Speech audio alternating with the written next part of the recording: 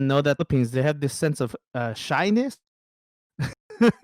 So like sometimes when they know you through Facebook, when they meet you in person, there's some of them, my relatives back home, they've experienced a sense of shyness that they don't Mhm. know how to approach you. In They the don't know Philippines, what to yes, say. for sure. And the same way I'm feeling the same way too.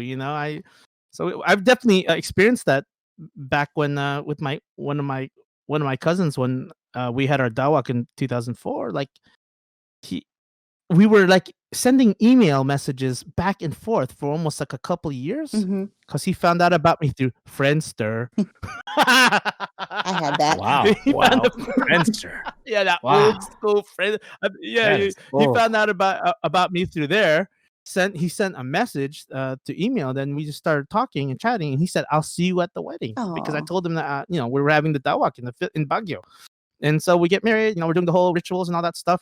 And some part of the celebration part on the third day is like everybody comes, and sometimes they do presentations in front of the married couple, as you guys know when you've gone Mhm. back to the Philippines. And when I was there, I kept on looking around. Where's my cousin? Which one? I know almost everybody here is related to me, but like, which one is he? I was waiting for him to come tell me. So everything is finished. We go back home, and he sends me an email. He said, sorry, cousin. I was too shy to say hello, but I was there. I was singing the Tajang group. Oh. So he was singing in the choir, the Tajang choir, that came, but he was too shy at the Mm. time to say hello. And I was like really wanting to see him too, and meet him for the first time. And he's How from was my his mom's side, the English? Zapatan side. His English is Mm. actually really good. Just Hmm. as a lot of folks in the mountain province has pretty decent English. So I Mhm. mean, in the Cordillera in general, they have pretty True. good English. Yeah. But that's also a testament a little bit to a little bit of maybe a little bit of the privilege that we have too, Yeah, for just definitely.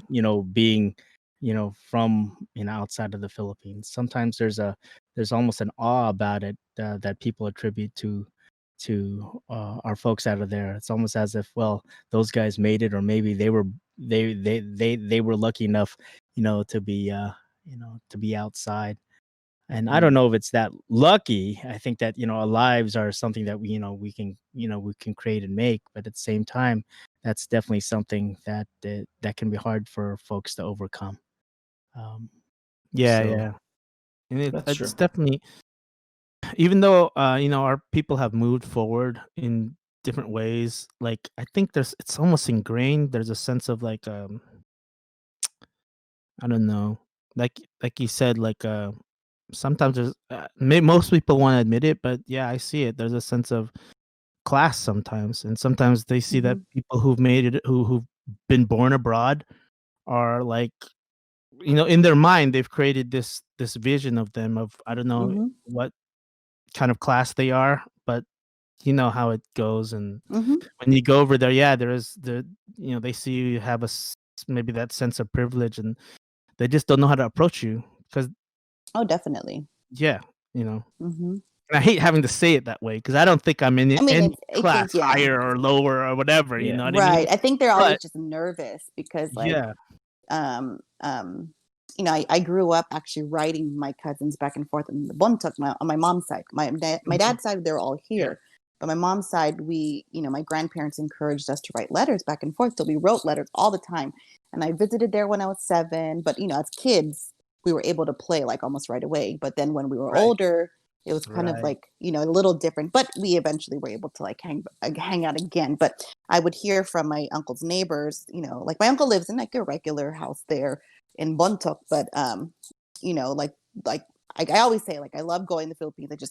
I can't deal with the bugs, and like I am not a bug person, even though, but anything else, I understand that I'm in a third world country, so that stuff doesn't bother me. But I know that like other people have visited from first world countries and have made it obvious, like they'll go stay at the hotel, and Mm, not yeah, at their relative's house. So, like that, whoever you're going to interact with, depending on how much interaction that they've had with other people from outside of where they live, like that always dictates, like I think, how their behavior is with with you. But I feel like a lot of us are especially at this age and the experiences that we have, it's not like that. As you look past all those inconveniences of being in a third world country, because and so once they see that, like, they realize, oh, okay, you're here, like, you really appreciate where where you are,